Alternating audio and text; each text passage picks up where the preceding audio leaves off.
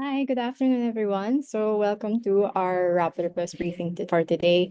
I'm Isa Canlas from the Raptor Plus team, and I just want to say thank you for joining us this afternoon. This is actually our very first briefing for Raptor Plus this year. So I would also just like to acknowledge the presence of our friends and partners from the Embassy of Canada, the Embassy of Australia, and the Embassy of Romania, especially Her Excellency Ambassador Raduta Dana Matake. So before we get into the discussion, I know we're all eager to get started, but I just wanted to give a couple of reminders. So first off, as I'm sure we will have quite a few questions after the discussion, please do hold this for the Q&A towards the end. We will have one at the end of our program, and you can ask your questions there. So please do hold on this the program. Second, please keep your cameras and microphones off during the session. Feel free to make use of the chat, but please refrain from spamming the chat or messaging things unrelated to the discussion. You may also keep your questions that you would like to share till the end of the program. Third, please note that we will be recording this session for documentation purposes. And lastly, if you would like to get access to more of these exclusive briefings or receive the recording of this session after, we highly encourage you to sign up for Rappler Plus at www.rappler.com/plus. So with that, let me now pass the mic to our senior desk editor, Sir Isgay De Castro, to introduce our speaker for today. Good afternoon, everyone. Nakamute ka. You can speak.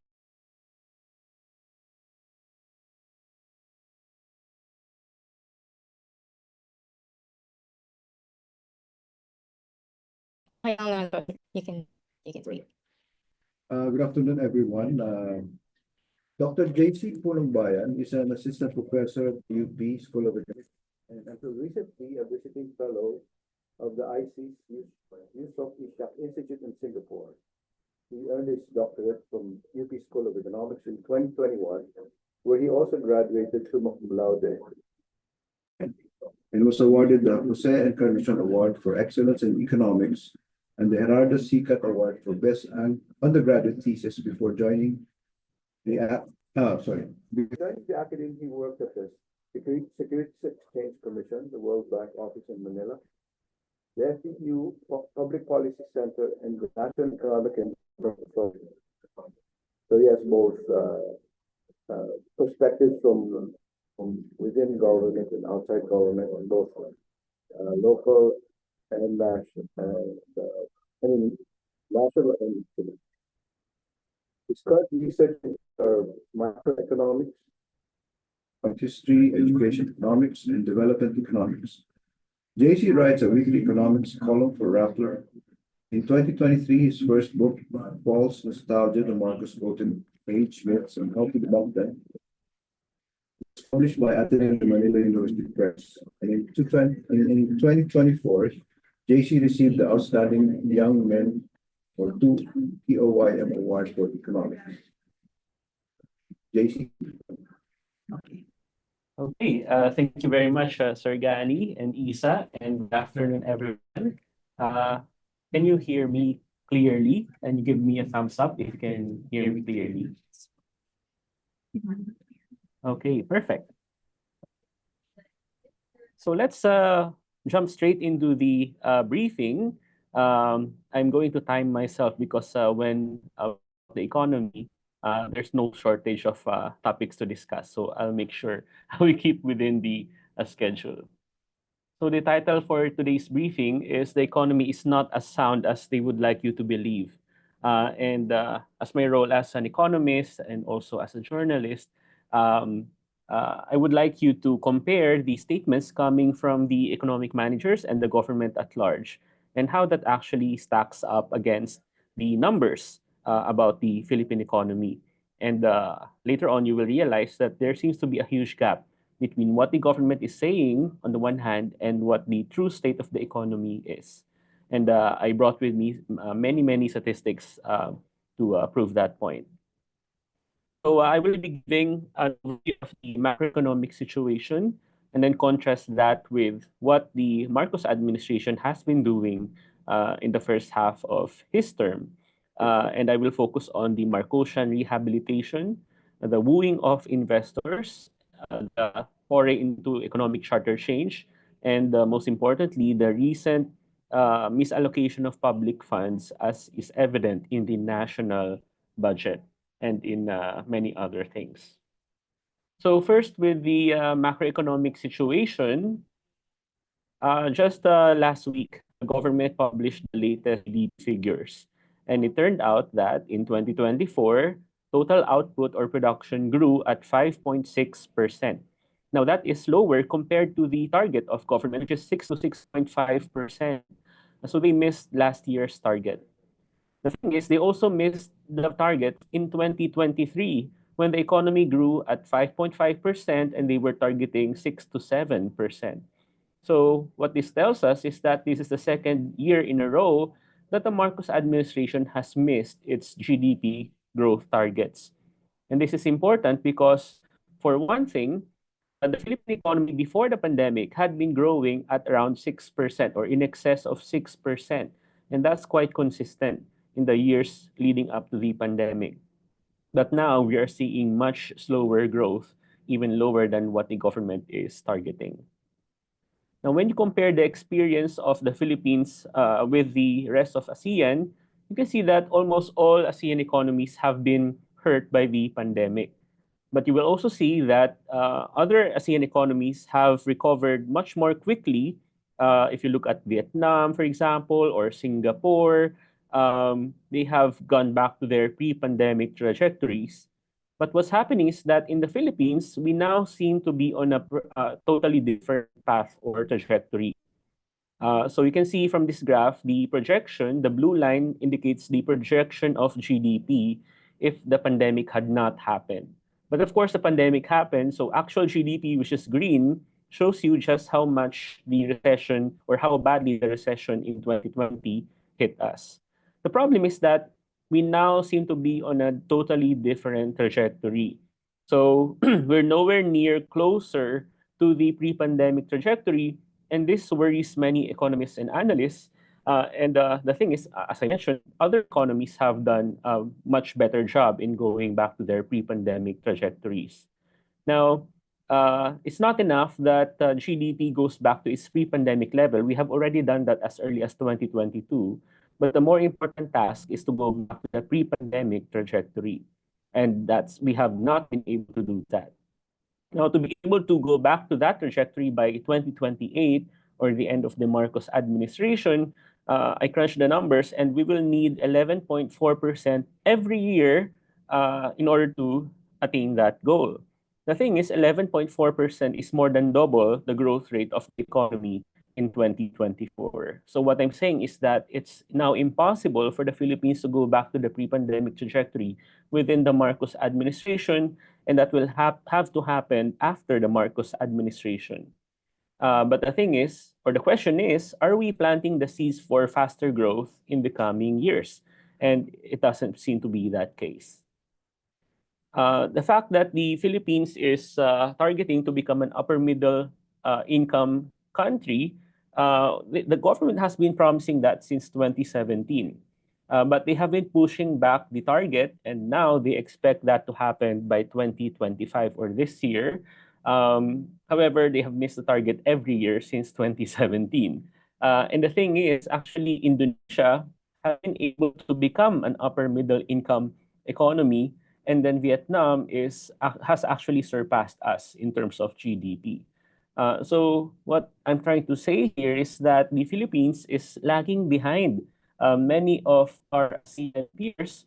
And it's quite sad because before, in decades past, the Philippines was actually leading the pack.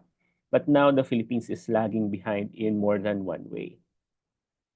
Now, when you drill down on the GDP statistics that were released recently, what accounts for the biggest slowdown or the most drastic slowdown of the economy would be the green bars that you can see here, which indicate the slowdown of consumption spending. Consumption, of course, being the main driver of the Philippine economy, its contribution to total growth has been declining for the past 3 years, from 2022 up until 2024, as you can see in the green bars. Now, this has something to do with the very high inflation rates that happened since 2022. Of course, if prices accelerated since then and have remained at an elevated level, then people are thinking twice before spending on food items and non-food items, and therefore that leads to lower or slower consumption spending. Now, in response to the very high inflation rates, the Bangko Sentral ng Pilipinas also was pushed to increase interest rates since 2022. And of course, when you increase interest rates, that dampens spending even more. So the combination of inflation, high inflation in 2022 and 2023, as well as the resulting increase in policy rates by the Bangko Sentral ng Pilipinas, have both contributed to a slowdown in GDP growth.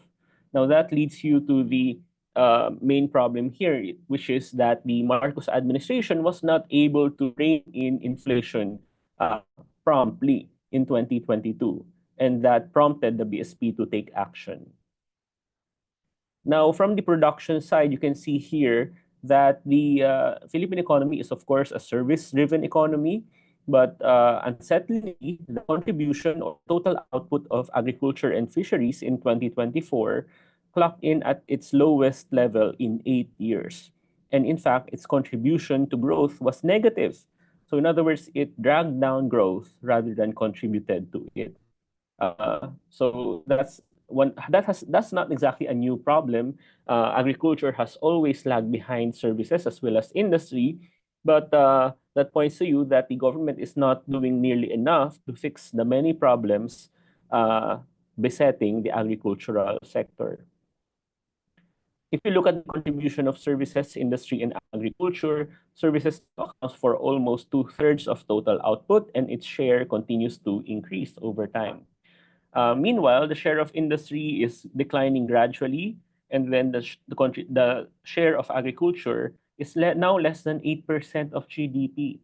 But this is not exactly troublesome because as countries become richer, the share of agricultural output naturally declines.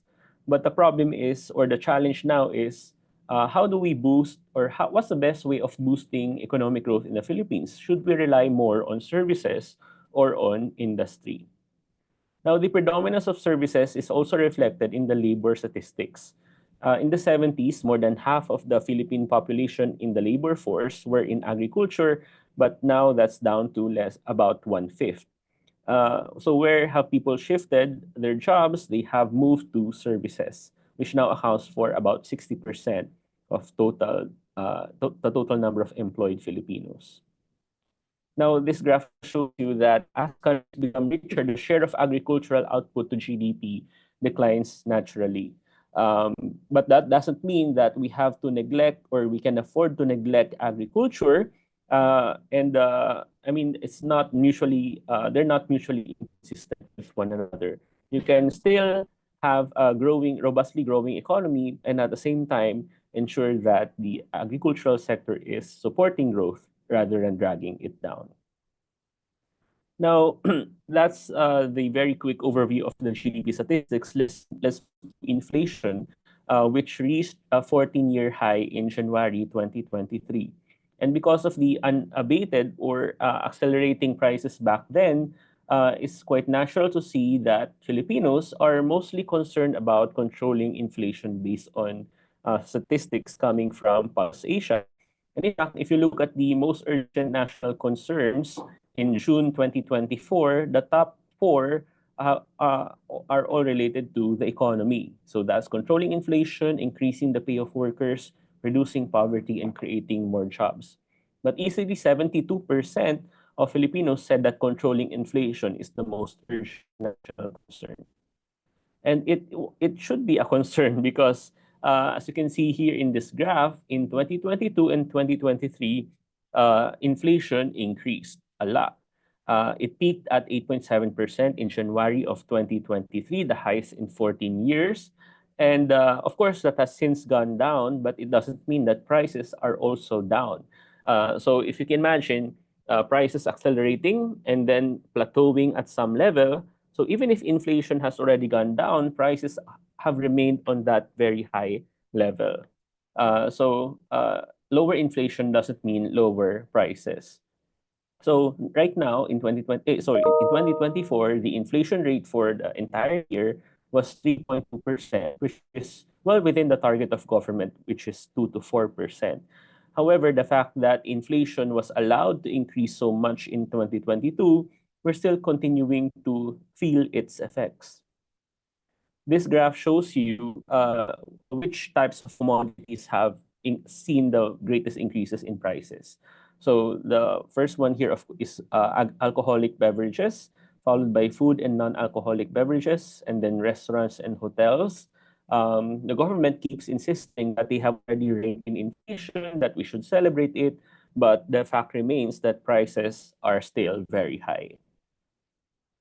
So what's causing inflation? In 2022 to 2023, you can see the green bars here increasing a lot. And the green bars correspond to food and non-alcoholic beverages. So easily about half of total inflation was due to food and non-alcoholic beverages. But because inflation in food has already abated, you can see that the green bars are now smaller, but they were the main factor behind inflation in 2022. If you drill down on the statistics even more, breaking down food inflation, you can see the green bars here correspond to rice. So rice plays a crucial role in food inflation, and the fact that it was the prices of rice were accelerating a lot in 2023. That is the main reason for the very high inflation rates at that time. However, you can see that before that, the main drivers of food inflation were in fact fish, meat, and vegetables. And now it seems that the biggest contributor to, so the most recent inflation statistics show that food inflation seems to be picking up again. And the reason this time is not rice, but vegetables like tomatoes, etc. So the causes of inflation vary from one period to another. This graph shows you the contribution of rice inflation over time from 2019 to present or late 2024.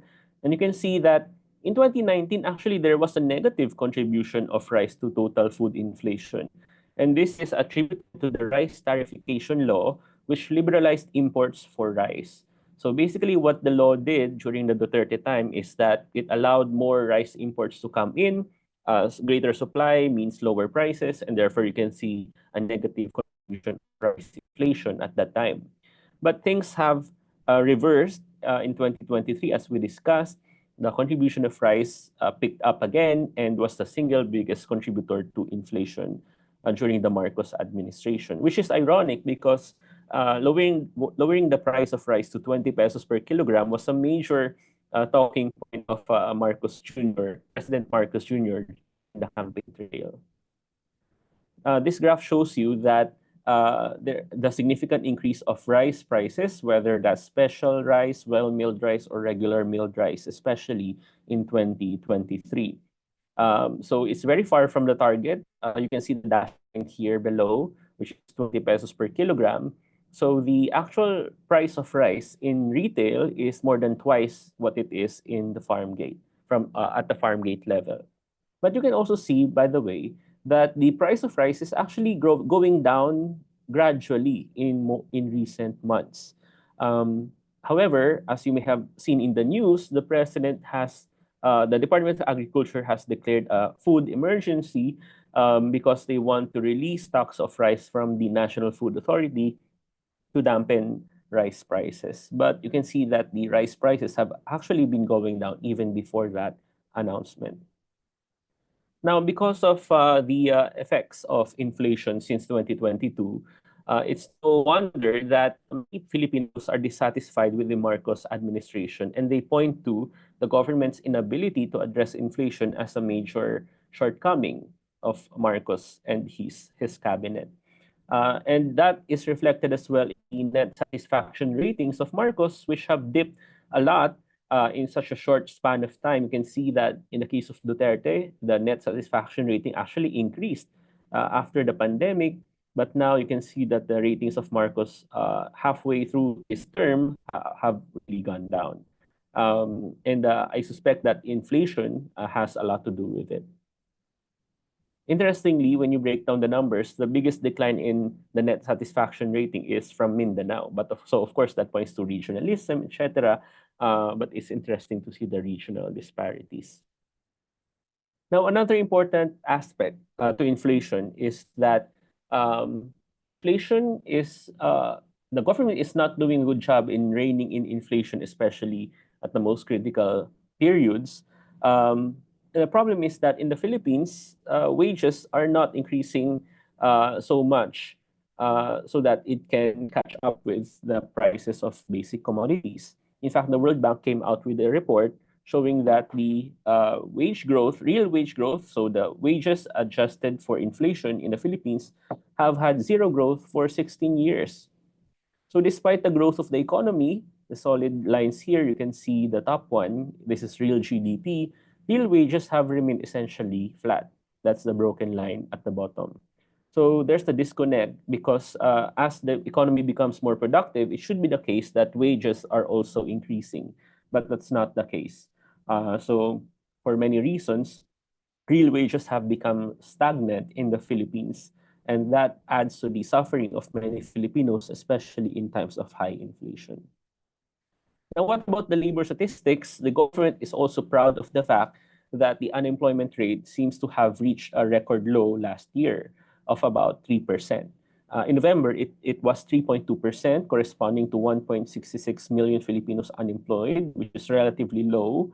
However, the bigger problem in the Philippines would be the underemployment rate, which includes people who have jobs, but they want more hours of work, they want an additional job so that they can pay for their expenses, and that's still in the double digits and affecting more than 5 million Filipinos.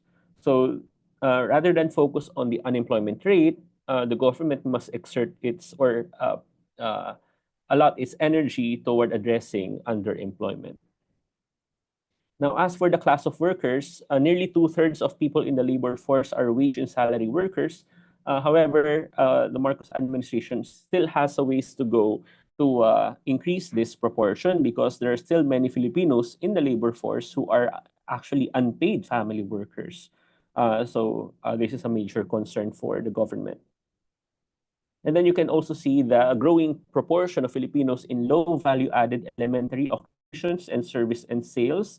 So this is a problem because if people have jobs, but they are in low-quality jobs and low-paying jobs, then there's little hope of them actually increasing their economic mobility or becoming middle class or becoming more prosperous, especially their children.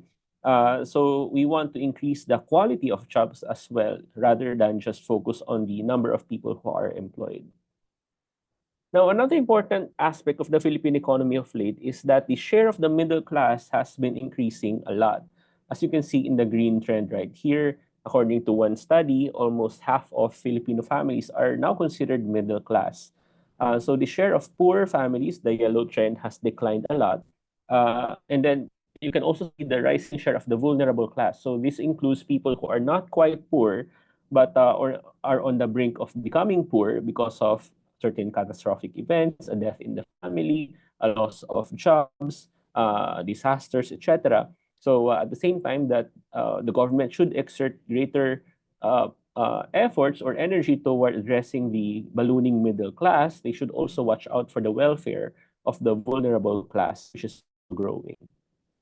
Now, according to a study of the Philippine Institute for Development Studies, if your family has a monthly income of 25,000 to 145,000 per month, then you are already considered middle class, which is a very huge range.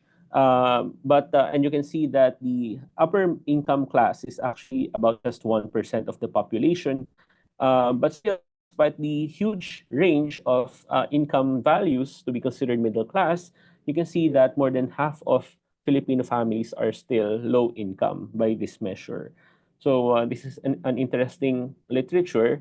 More and more Filipinos are becoming middle class, but still a lot that we can do to increase that proportion.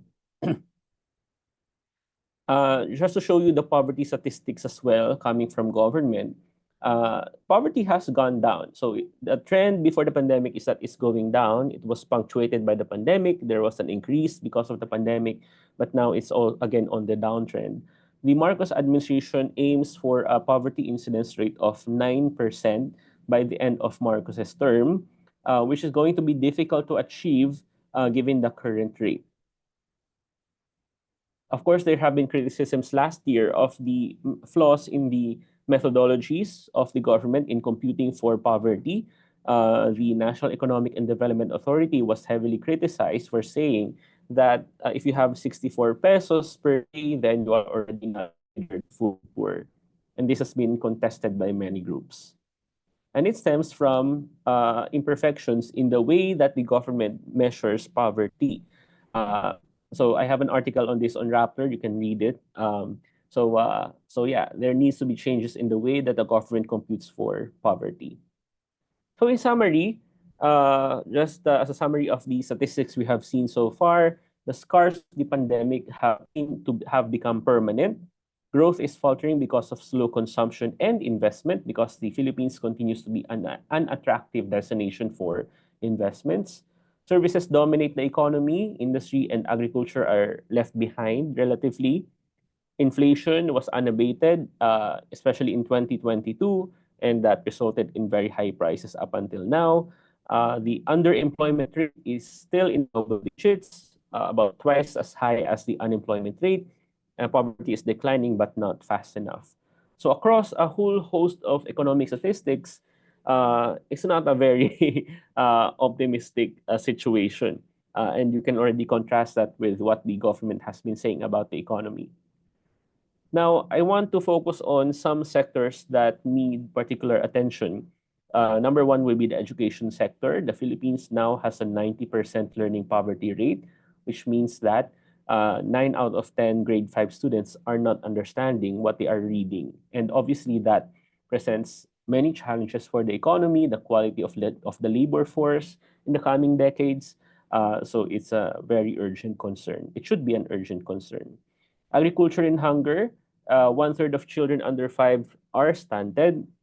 And of course, if they're not healthy enough, they're not being fed well, then how can they learn in school? Transportation and infrastructure, the government continues to lean in on car-centric infrastructure. I think in the news, they wanted to remove the bus lanes along EDSA to give more room for cars.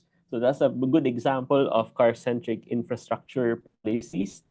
We need to veer away from that. Otherwise, the cost of traffic and congestion will only increase, hurting all of us. Energy, of course, the government has been pushing for renewables, but it continues to be quite unfeasible, especially in the parts of the country.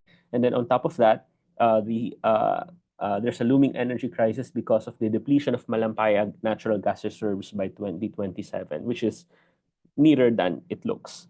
And then climate change, of course, the tremendous heat that we experienced during the last El Nino last year, and then the flooding, etc. All of these need to be addressed as well, but the solutions will have to be at a global scale. Fiscal consolidation, we'll talk more about this later on, how the government manages its budget. The pension system for military and uniformed personnel needs to be fixed soon, and we'll discuss that in a bit. Just to show you some statistics, this graph here shows you the performance of the Philippines, the blue numbers at the bottom, compared to the OECD average for reading, math, and science.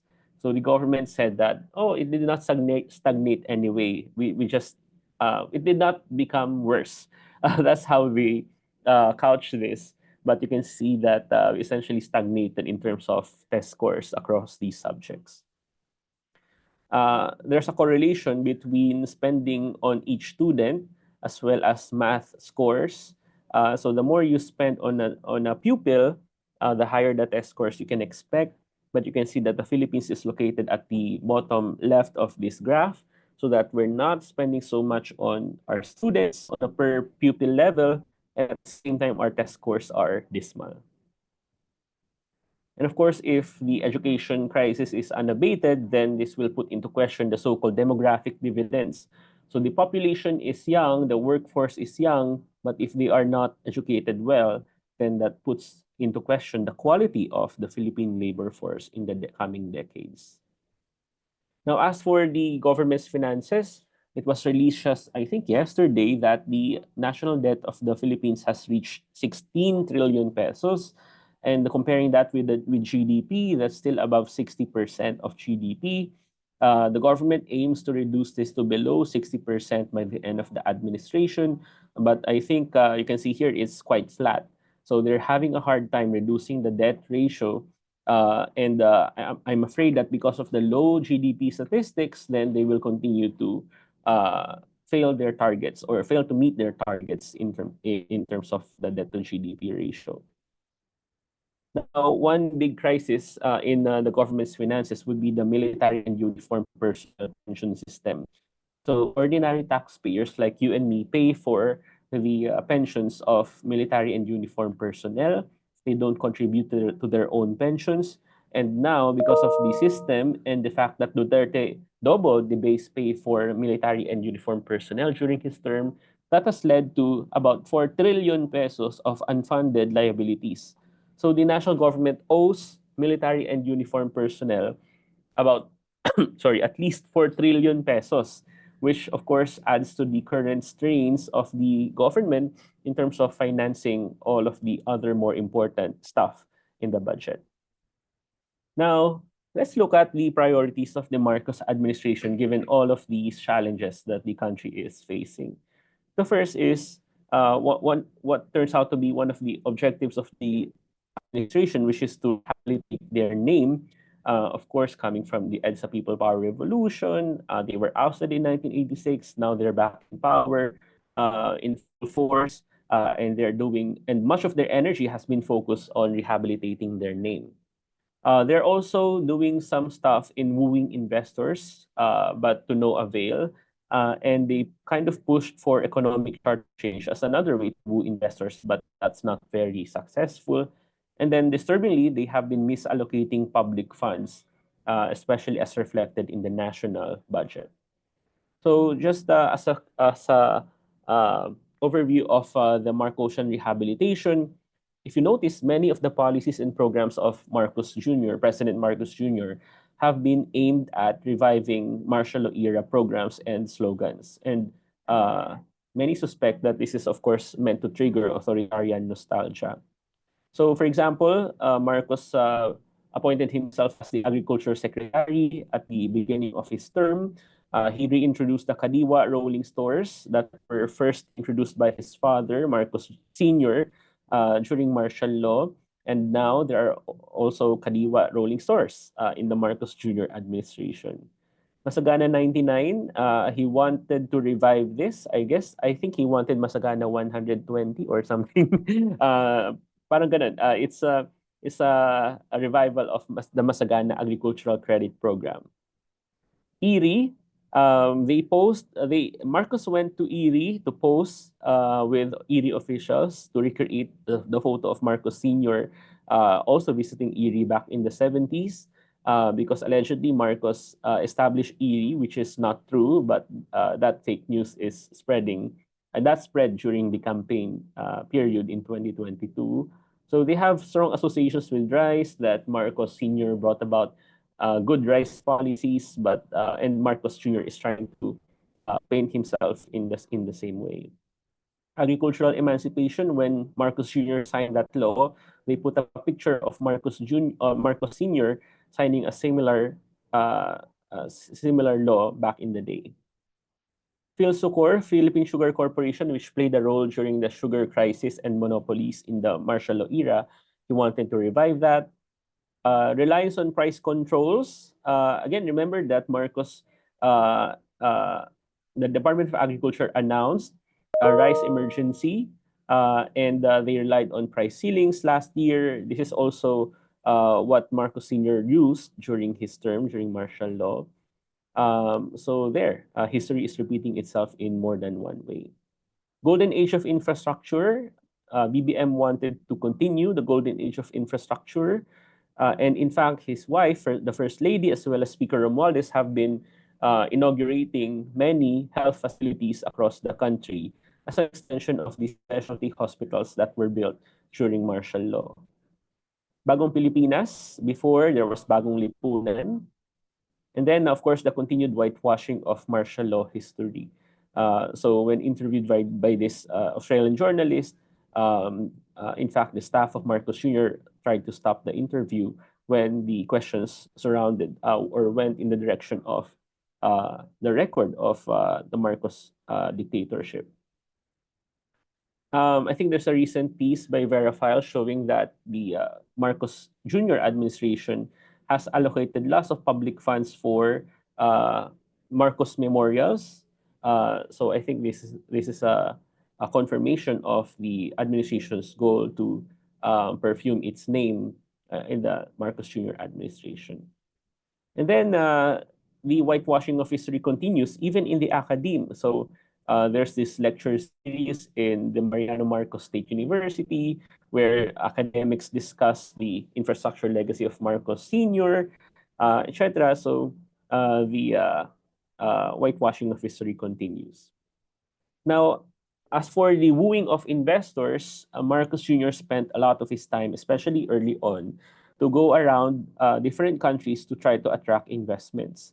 And allegedly, about a fifth of these total investment pledges have started, but in fact, we've yet to see which investments have actually pushed through.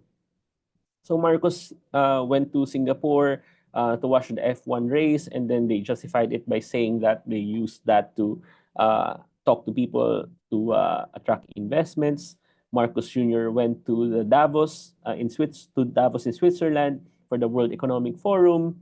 But despite all of that, you can see that the foreign direct investments in the Philippines have continued to go down. Okay, so it's not really working. It goes down from 2021 continuously up until present day. So there's no wave of new investments going on despite all of the trips that Marcos did. And then last year, they pushed for or tried to push for economic charter change. So basically opening up the 1987 Constitution to more foreign investments, which is weird because just the year prior, Marcos Jr. said that it was not a priority. And then suddenly, all of a sudden, it became a priority last year. The problem is that many sectors in the Philippine economy have already been liberalized. So foreigners are in fact very welcome to come into the country and invest in most sectors of the economy. The only sectors that remain to be closed relatively would be education, advertising, and public services. However, these are relatively small sectors in the economy, and it's a big question of whether or not we can boost investments by opening up these three relatively small sectors. We cannot really expect a tsunami of investments to make up for the dearth of investments that plague the Philippine economy. So at the School of Economics, we wrote this paper last year at the height of the debate surrounding economic charter change. The government says that economic charter change, changing the constitution, is a necessary first step in fixing the economy. However, we have argued in the paper that it's in fact not necessary. And when you do your homework and fix perceptions of corruption, the inefficiencies of doing business, then that might actually do a better job in improving or attracting more investments rather than changing laws or the constitution. We also made the point that the quality of foreign direct investments is more important rather than the quantity. And in fact, some studies have shown that foreign direct investments in certain sectors have actually resulted in worse outcomes than before. And we also wanted to point out that uh, politicians wanted to change just the economic provisions, but was to stop them from tinkering with other provisions of the Constitution. And in fact, some politicians have floated the idea that maybe it's also a good time to change provisions regarding term limits, etc. So more of the political provisions as well. The proliferation of Philippine offshore gaming operations or POGOs is a very good example of a foreign direct investment, this one coming from China. But the problem is that these are foreign direct investments. They set up POGO hubs in many parts of the country. They employed many people, including Filipinos, and spurred economic activity. But in fact, they become hotspots for criminality as well. So just to underscore the fact that not all foreign direct investments are for the better. Now, finally, I wanted to discuss the misallocation of public funds in the context of the Maharlika Investment Fund, a pseudo-sovereign wealth fund that was set up by the Marcos administration, and then more recently, the bastardization of the national budget in all of the budgets so far that have been crafted by the Marcos Jr. administration. So the Maharlika Investment Fund, the Philippines doesn't have any savings, and yet Marcos insisted on creating a sovereign wealth fund called Maharlika. So where did Maharlika get its money if we don't have any savings? It got money from the capital of state-owned banks, the Land Bank of the Philippines and the Development Bank of the Philippines, and even the retained earnings of the Bangko Sentral ng Pilipinas, and then called them savings. So that they can justify the creation of the Maharlika Investment Fund. The problem is that, number one, it endangered the financial health of these state-owned banks that need to maintain a certain level of capital based on the regulations of the Bangko Sentral ng Pilipinas. It also impeded the goal of the Bangko Sentral ng Pilipinas to raise capital for its own because the Bangko Sentral ng Pilipinas still doesn't have enough capital to go around, and yet for 2 years, the net profits of the Bangko Sentral have been allocated for Maharlika Investment Fund. And then most importantly, because Maharlika got money from state-owned banks, the ability of these state-owned banks to lend to their clients, supposedly farmers, fisherfolk, cooperatives, etc., to spur rural development, this mandate of these state-owned banks has been hampered by the Maharlika Investment Fund. So we wrote another paper at the UP School of Economics in 2023 about this, posing many questions. What is it for? What is its value added? Is it aligned with the Philippine Development Plan? Where will it get the money? Who will manage it? There's so many red flags associated with the Maharlika Investment Fund. But Congress railroaded it at the behest of President Marcos. And until now, up until recently, they have not made any investments. They only made investments recently concerning the National Grid Corporation, but there's still a big question mark as to whether that's the best use of capital from state that have been obtained from state-owned banks and the Bangko Sentral ng Pilipinas. One cause of delay for the setting up of the Maharlika Investment Fund is that they wanted to compensate the board and of course the president and CEO of Maharlika quite amply. However, the CEO, Rafael Consing, was requesting a monthly pay of 2.5 million pesos, okay, which even the Marcos administration found to be quite exorbitant, and the discussions led to delays in the setting up of the Maharlika Investment Fund. Now, finally, I wanted to discuss the bastardization of the national budget, which is most evident in the 2024 and 2025 budgets. So what happened essentially in the 2024 budget, then what they did weirdly is that they got money from government corporations, which is not something that you do lightly. However, in 2024, the Department of Finance ordered government-owned and controlled corporations, including PhilHealth, to remit part of their so-called surpluses in order to support the spending of the national government. And the Department of Finance was only able to do that because of a new provision that was inserted in the national budget, specifically in the unprogrammed appropriations, that allowed the government to skim money or sweep the money of these government corporations. Some a provision that has not been present in past budgets. Okay, so the Department of Finance ordered the PhilHealth, the Philippine Health Insurance Corporation, to remit almost 90 billion pesos of their excess funds to the treasury. And in fact, PhilHealth was able to transfer 60 billion of that. The rest was subject to TRO coming from the Supreme Court because cases have been filed on this. And also, thirdly, the Philippine Deposit Insurance Corporation, which insures the deposits of depositors across the country, they also remitted, and it was confirmed only recently that they remitted at least 107 billion pesos to the Treasury, again at the behest of the Department of Finance.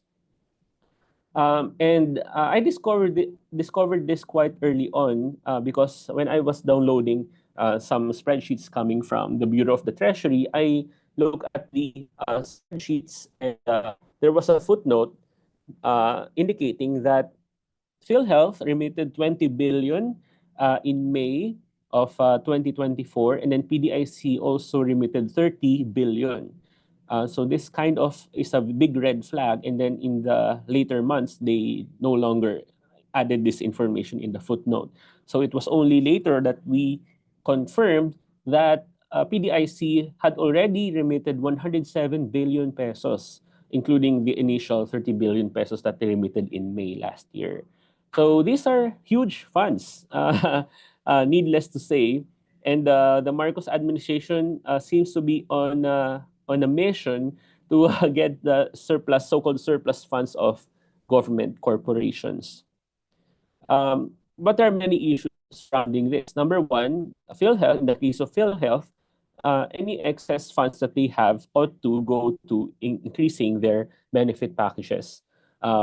So one reason that they have been accumulating huge reserves is that they have not been quite diligent in paying hospitals, for example, to reimburse them for insurance payouts, and also expanding benefit packages for various diseases. More basically, getting money from PhilHealth or is actually a violation of certain provisions of certain laws. For example, the Sin Tax Law of 2020 provides that part of the revenues coming from sin taxes on alcohol and tobacco ought to be for the Universal Healthcare Act and to support PhilHealth in that objective. This has become the basis for many court cases filed regarding the unconstitutional and illegal transfer of public funds from PhilHealth. Now, a related issue is that Congress, under the control of Speaker Martin Romualdez, who is a first cousin of the president, has been expanding so-called unprogrammed appropriations to give way for their pork projects in the programmed appropriations. So basically, they are leaving room in the budget so that they can prioritize their pork projects, for example, hyper-local infrastructure projects like roads, bridges, multipurpose buildings, etc. And then also ayuda projects, financial aid projects. And then, so they inserted that, but at the expense of important projects like many big-ticket infrastructure projects, which have been relegated to the unprogrammed appropriations part of the budget. So this is bad because if a certain item is in the unprogrammed funds, then they can essentially become defunded. And they cannot be funded unless the government finds new revenue sources to fund for those projects. And if we look at the budget documents, what they put in the unprogrammed appropriations are things that are included in the Build Better, More Infrastructure program of the Marcos administration, including the Metro Manila Subway, and many other public works that are now suspended, or you should expect delays in the completion of many of these important infrastructure projects.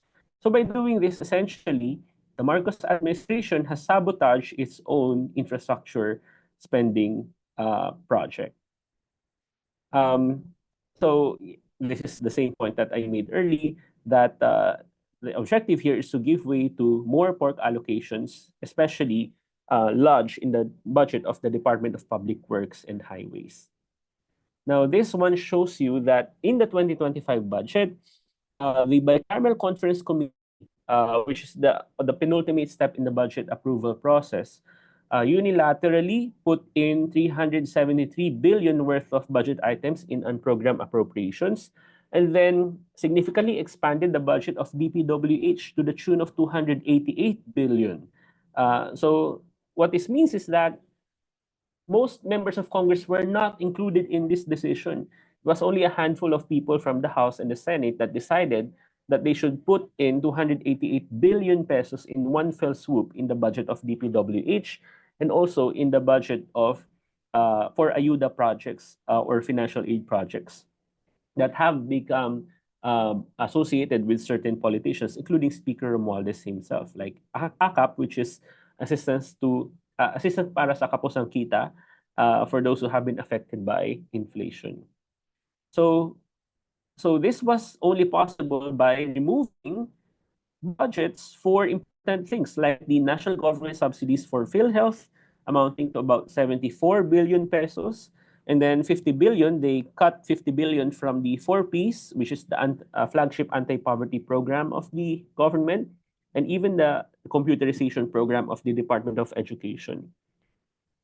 And then alarmingly, in the BICAM report, most recently, there were also blanks found in the BICAM report, meaning that between the passage of the between the BICAM report and the signing of the president of the budget law, someone inserted figures without involving most other members of Congress. So again, this is a very huge red flag pointing to the gross abuse of the power of Congress to put in appropriations in the budget. And then you can see as well here in this graph, the significant ballooning of budgets for AKAP, for TUPAD, AIX, and all of these are ayuda programs. And these ayuda programs have been used by politicians, so they have been going around the country for the past months, over the past year, to distribute money to people. And of course, the context is that the 2025 elections are coming up in May. So the accountability of Congress really is put into question, especially among members of the Bicameral Conference Committee meetings, which are closed-door meetings, and much of the budget magic happens here. So hopefully, there should be greater transparency and accountability in the decisions of the Bicameral Conference Committee, because the budget has been bastardized thoroughly under the Marcos administration. And just to note, I think I ran out of time already, but just to note that the co-opting of government financial institutions is not exactly new. This is also the modus operandi of the Marcos Sr., dictatorship, co-opting the Philippine National Bank, the DBP, and even the Central Bank of the Philippines to benefit cronies, to lend out to cronies, and also profit from the money of these government financial institutions. And even the central bank lost hundreds of billions of pesos because of this modus operandi. So cases have been filed. In fact, just yesterday, oral arguments were heard regarding multiple cases filed against the illegal transfer of funds from PhilHealth. So I think this is something we should watch out for. On February 25, they will continue the oral arguments. So in conclusion, on the one hand, the government paints the Philippine economy as something that is in a good state. President Marcos even said he was proud and satisfied with the economic feats last year. The chief of NEDA, Arsenio Balisacan, also said that the economic performance is quote-unquote impressive. However, I was able to impart to you that the economy is not as sound as they would like you to believe. There's a disconnect between the problems and urgent issues surrounding the Philippine economy on the one hand and the priorities of the administration on the other hand. They have focused on rehabilitating the name of Marcos and also sweeping under the rug many developmental challenges, including the education crisis, the poor business environment, and they're not putting in place enough reforms in these areas. And then also there's the disturbing trend of taking money away from public coffers to fund projects of dubious returns or benefits. Or we know that these benefits will ultimately go to politicians, those aligned with the administration. However, the misuse of public funds in this way endangers significantly the government's own development goals. So we should not be surprised that by the end of the administration, they will fall short of their targets, but that's entirely their doing because of the misuse of public funds. So if you want to learn more about these and other issues, I have a weekly column on Rappler appearing every Friday. So you're free to browse them and read them. I also have a book, False Nostalgia, the Marcos Golden Age Myths and How to Debunk Them. If you don't have a copy yet, you can get it from Ateneo Press and online. Thank you very much.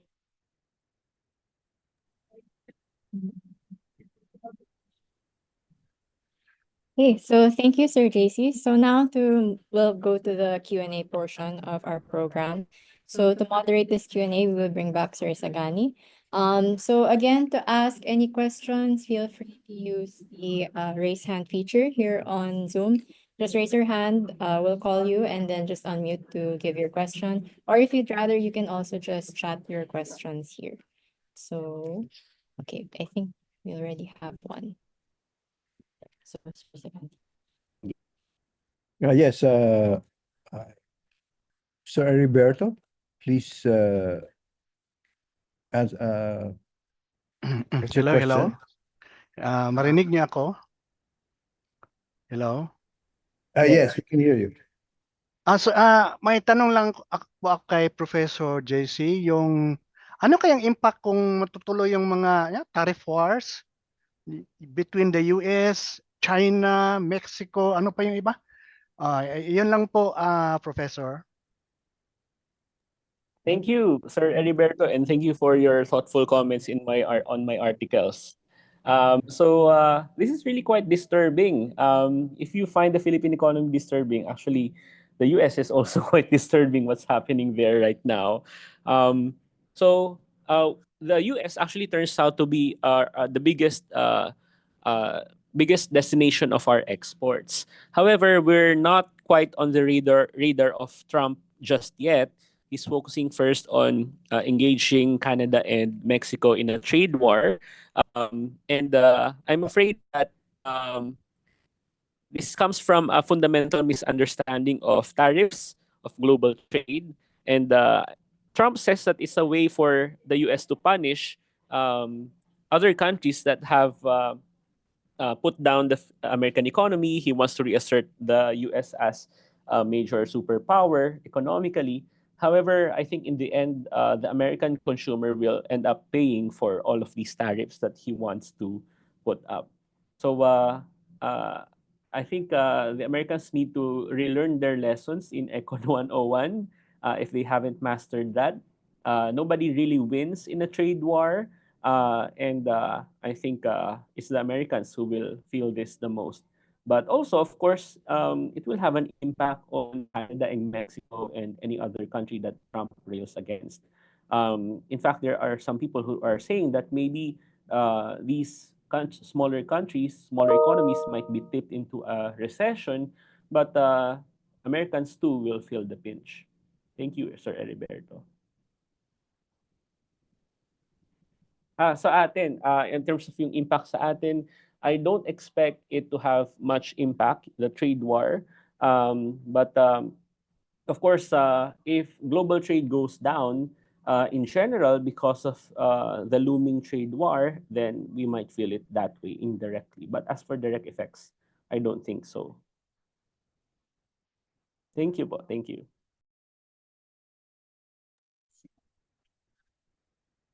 Yeah, I would like to get others to join in the conversation. Just you can ask your question just by typing or open your camera and your audio.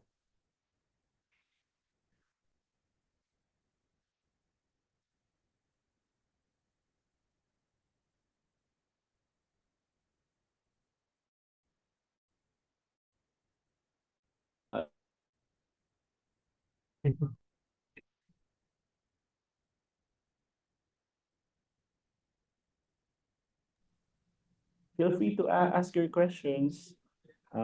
We have lots of we're not running out of any topics actually. Or even if you have any questions that I haven't discussed, feel free to ask them away.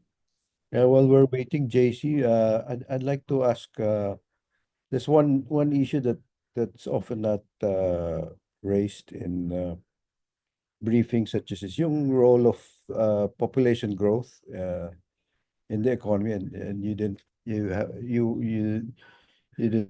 discuss about uh you were in Thailand I think last year, no, and you saw the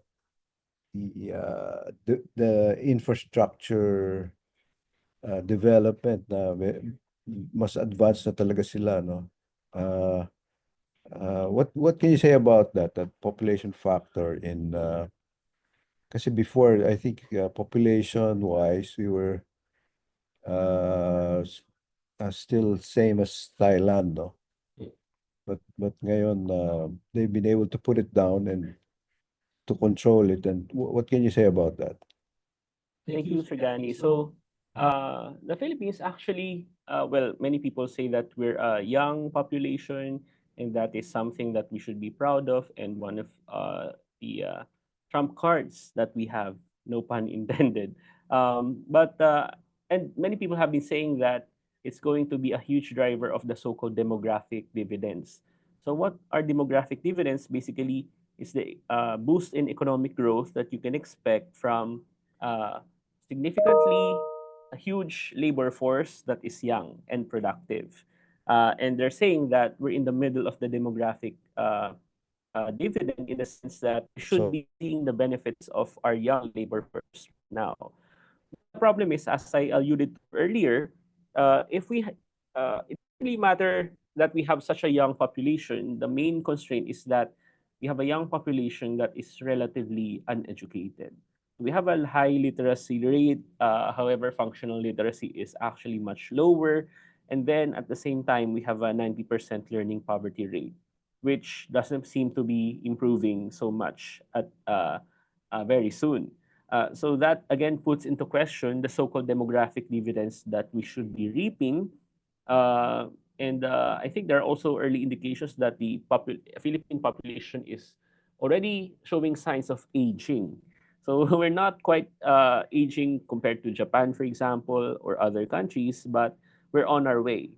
And in other words, the window by which we can reap the demographic dividends is fast becoming smaller. So I think we should emphasize or improve our investments in human capital like education and health, and this will allow us to benefit more from the relatively young labor force. okay, thank you. We have a question from Jing. What would be our way forward for us Filipinos given our national situation? What specific actions can we support? Okay, so I guess I was able to impart the crucial role of governance in the economy. So when you talk about the economy, it's really all about just the economy. You have to discuss as well what are the policies that are put in place to boost the economy. And for more than one reason, I have shown you that the economy right now is underperforming, partly because of, well, of course, there are external factors like what's happening outside of the country, but much of the economic performance of the Philippines can be, in fact, be traced to domestic policies and the policies specifically of certain administrations. So for example, the budget shenanigans that I discussed, all of that will have an impact on the growth of the economy, like in government spending. If many important government projects are put in unprogrammed funds, then they are defunded essentially. So that will tend to slow down infrastructure growth and development and construction sector. But more importantly, if we are going to see this new pattern of defunding almost arbitrarily funds for education and health, human capital investment is one of our best investments, one of the best investments that we can make, investing in our own people to make them productive later on. However, if you are removing subsidies for PhilHealth, the computerization program of DepEd, then these are very alarming trends that will have a major impact on the economy. So how do we move forward? Well, I think I've come to the conclusion that actually many of our problems stem from the education system. Because if people are educated enough and they know the role of good governance in our daily lives, then they should be able to elect better leaders. So in other words, we want better leaders, but how will we be able to systematically elect good leaders if the voters are not so educated about the importance of good governance? So it all boils down to the education sector, I think. So if there's any one thing, and that's also one of the reasons, by the way, that I specialize in education, because I think many problems in our society are rooted in education problems. So I think that's one thing we could focus on, rather than the usual implorations of voting better leaders, etc. We need all of that, but that really won't happen if people are not so educated. Thank you. Yeah, yes, and we have a question from Rochelle. Come May, DepEd is planning to cut down the number of core subjects senior high school to 5 to 7 core subjects, and then Congress recently passed Roman Romulus bill making senior high school optional. How much of an impact on education would these measures have? Okay, so for the longest time, the Philippine basic education curriculum has been thoroughly congested. Um, and of course, there's a good case to be made that it needs to be decongested. However, I think a good example of this would be what's happening to the teaching of history. So because of the so-called spiral approach in basic education, um, learners are introduced to the Philippine context, and then the Asian context, and then the global context in history. Um, However, what this implies is that there's not so much focus on or emphasis on learning what happened in Philippine history, and that stems from a need or an impetus to decongest the basic education curriculum. But the fallout is that, of course, Filipino students do not learn enough about Philippine history, and therefore they become susceptible to disinformation, and we've seen that in the 2022 elections. So I guess on the one hand, the congestion is needed. However, we should be smarter about which subjects are included and not included. But another point is that the basic education curriculum is just one part of the many problems that need to be fixed in education. In almost every aspect of education, from textbooks, classrooms, teachers, etc., you can see a problem. So I've resigned myself to the idea that fixing education will take many decades and not just a few years. And it has to be a holistic approach, addressing all of these various aspects to education, not just the curriculum. We also have a question from Marie Schroeter. Sorry if I got it wrong. What industries in the Philippines are most likely to benefit from reshaping supply chains in the area due to US-China rivalry and tariffs? So for this, we have some idea coming from the first trade war that Trump engaged in his first term. Remember that the US and China imposed higher tariffs on one another, but as a consequence, many firms that are located in China chose to locate elsewhere. Um, and one of the major beneficiaries of that would be Vietnam. So that's a diversion of investments coming from China and going to countries like Vietnam. Uh, the question there is, why did these investors not choose to locate in the Philippines? So again, that points to the relative competitiveness of the Philippines in attracting these investments. And that again stems from the main problem that we're not a very attractive destination for investments. Um, so as for the specific question, what industries in the Philippines are most likely to benefit from reshaping supply chains? Um, I haven't quite thought of this just yet, but just to say that there is a broader issue or broader need to make exports and supply chains more diversified in the Philippines, because right now the biggest imports of the Philippines would be also our biggest exports, and that would be integrated chips and semiconductors. So the point is to make our exports and manufacturing more diversified and not just focus so much on semiconductors, so that we can exploit more opportunities later on as and opportunities later on arising from global developments. Thank you. From Montinola, the Indonesian government is investing billions in a subsidized feeding program for young children and pregnant women to fight malnutrition and education challenges. What do you think about this? Hello, Ma'am Jana. So, she used to be my boss at FEU before. So, hello, Ma'am.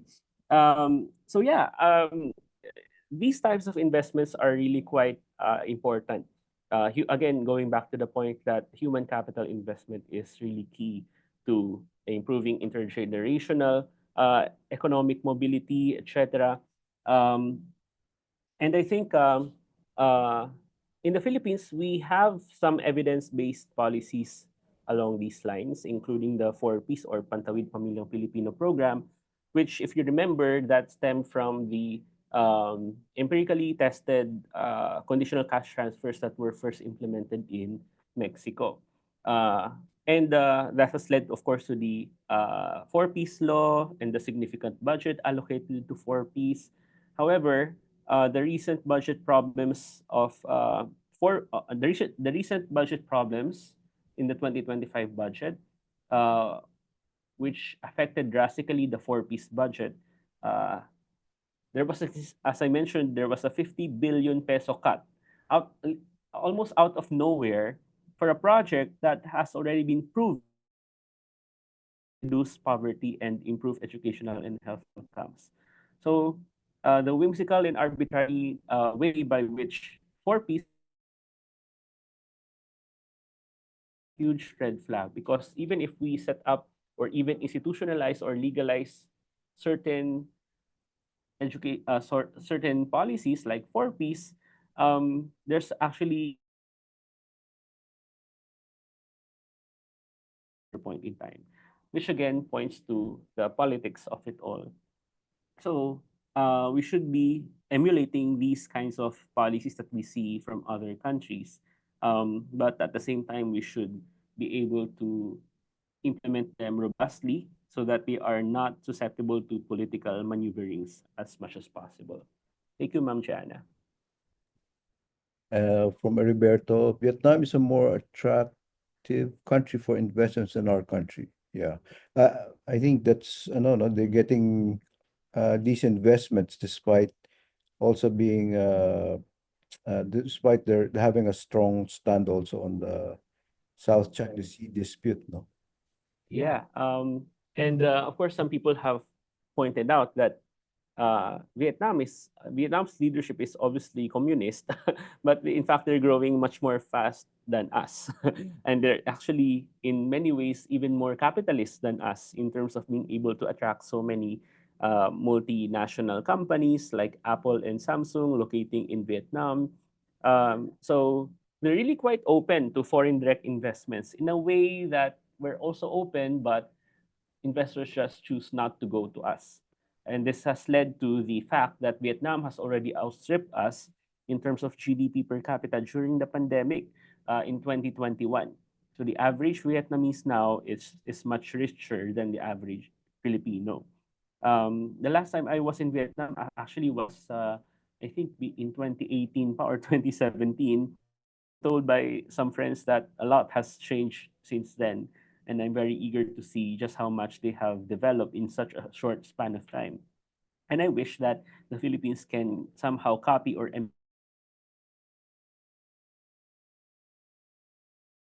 we need to be reforming many, many things in the Philippine economy so that we can see similar success. Yeah, maybe we have time for one last question. Anyone from from the from you just type or raise your hand.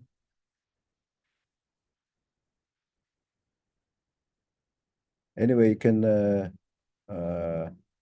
JC is active on TikTok and also Twitter, so maybe he can reach. Oh, Hello. Professor. Yung tanong ko is have